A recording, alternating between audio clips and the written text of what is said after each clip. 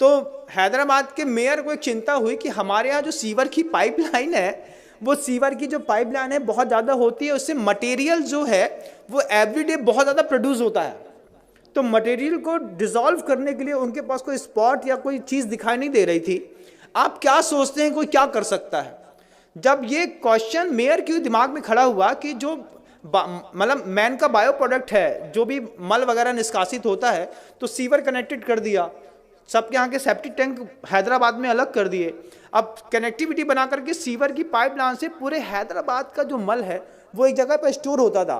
तो उसको ख़त्म करने के लिए क्या दिमाग कोई चलाएगा? तो बायोकेमिकल के स्टूडेंट ने उसमें लिक्विड क्लोरीन डाल करके उस पीले को वाइट कर दिया, और पीले को वाइट करने के बाद उसमें से उसकी स्मेल गायब कर दी।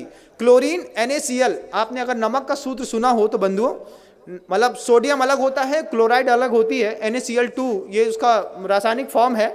और जहाँ हम रहते थे पहले HGM, वहाँ पे Hukumchand jute mill and industries, और मतलब नमक से क्लोरीन बनाने का प्रोसेस वहीं पे होता था। लिक्विड क्लोरीन होती है, पाउडर फॉर्म में क्लोरीन होती है, गैस फॉर्म में क्लोरीन होती है, और सब अलग अलग चीज़ों में काम आती है। जो बांस के पेड़ होते हैं उसको साफ़ करने के लिए लिक्विड क्लोरीन काम आती है, जिससे आपका पेपर बनता है और जो बिल्कुल वाइट हो जाता है।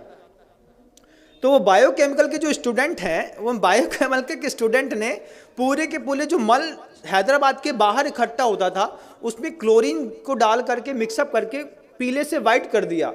फिर जो वो पूरा एक पेस्ट के रूप में था उसको ड्रायर में डाल करके सुखा दिया, उसका पाउडर फार्मिंग कर दी। और सबसे बड़ी बात तो ये है कि कानपुर की गुटखा फैक्ट्रियों में बेच करके बड़ी बड़ी कंपनियों के गुटकों में पैक होकर के वो मल लोगों को पाउच में अंदर तक खिला दिया। ये ज्ञान के दुरुपयोग का युग है बंधुओं। आपको आश्चर्य होगा, लगता है ना कि हम जिस कंपनी का गुटखा खाते हैं ये तो बहुत फ्रेश है और बढ़िया है।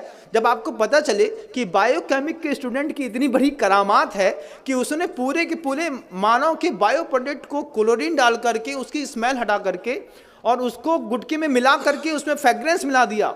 फ्रेग्रेंस का कारोबार कितना बड़ा है कभी आप सोच भी नहीं सकते, कुछ नहीं सोच सकते। और आपको तो खुलते ही साथ ही खुशबू आती है, एक तेज स्मेल। आप किसी भी कंपनी के गुटके को 5 मिनट के लिए एक पानी में डाल दीजिए, थोड़ी देर उसको हाथ से मसल के देखिए, फिर आपको पता चलेगा, जब इसकी स्मेल हट जाएगी फिर उसको खा के देखिए, तब पता चलेगा कि हम अपने मुंह में क्या खाते हैं। उसमें चूना और कांच दोनों मिलाया जाता है कि कांच से बारीक कांच का पाउडर रहता है जिससे आपकी जबान थोड़ी सी कटती है, और चूना उसके ऊपर लगता है तो आपको थोड़ी सरसराहट सी होती है। इसके चक्कर में आप बार बार माउथ फ्रेशनर के रूप में ऐसे पाउच के प्रोडक्ट खाते हैं।